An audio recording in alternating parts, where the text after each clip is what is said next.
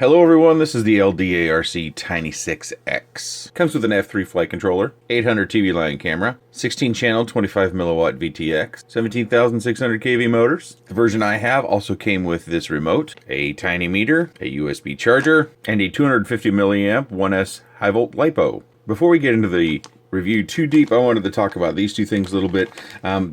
These are going to charge very, very slow. So this is only if you don't have a hobby grade charger or another charger of some sort. Whenever you're charging off a USB, you're not getting the voltage you would off a typical charger. So don't expect these to charge very quickly. I don't typically use them. I also don't like to plug anything into my computers. I would suggest plugging these into cell phone power adapters and charging them straight from the wall, not from your computer.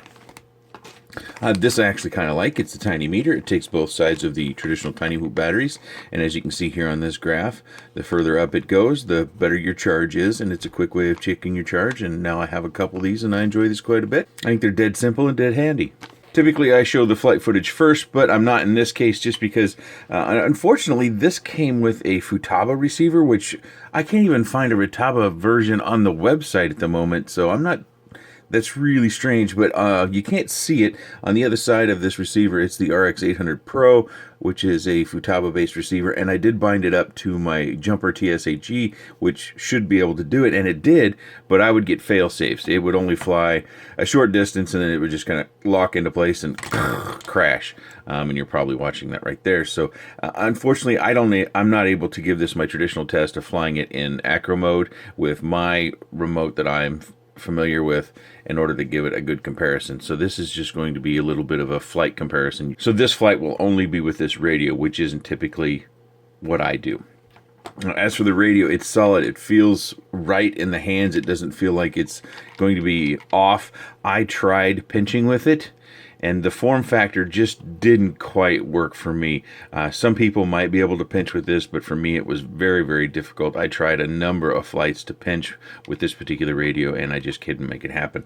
I believe this is an open source radio, but this one does not have the open source TX on it. It has some other version of an open source radio on it, or open source firmware on it, and you can see the USB plug right there, and this is our power. You bind by, like if I were to rebind this back up together, you press down on your left trim button and then you turn this on and it puts it into bind mode.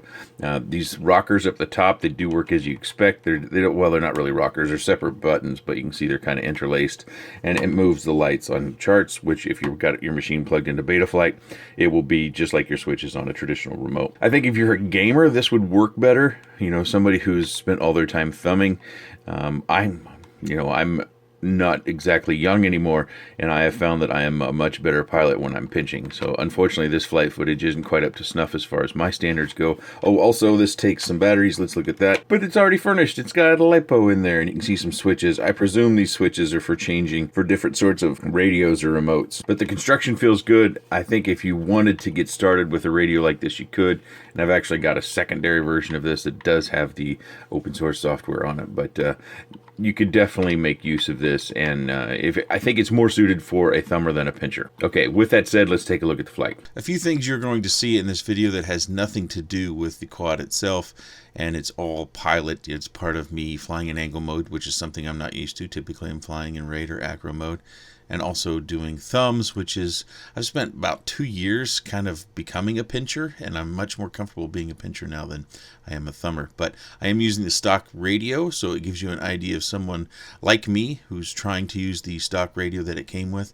So you're going to see some poor throttle management. You'll see me going up and down quite a bit, as you already have. You're also going to see a lack of coordination on the turns.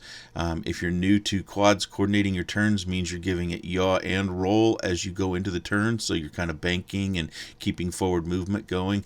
That's going to be a little bit off in this video. You're also going to find that I make my turns kind of late sometimes as well. Typically you kind of have to turn before you get to the turn, and I don't do that so great in this particular video or with this particular machine flying with my thumbs.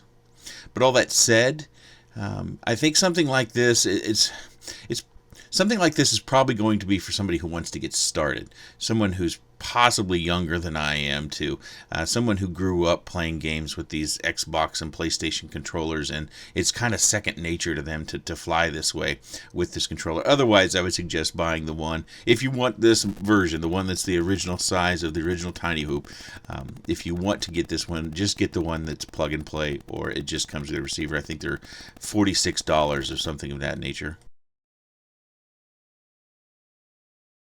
You'll also notice in this flight there are certain sections of it where I start to feel more confident, and so maybe I smooth out a little bit, and there's Rango, and maybe I do a little bit better. So hopefully those are the parts you can pick out, and you can kind of judge the vehicle and its flight. For me, I think I prefer the 75 millimeter. Oh, we're going for a lamp shot right here.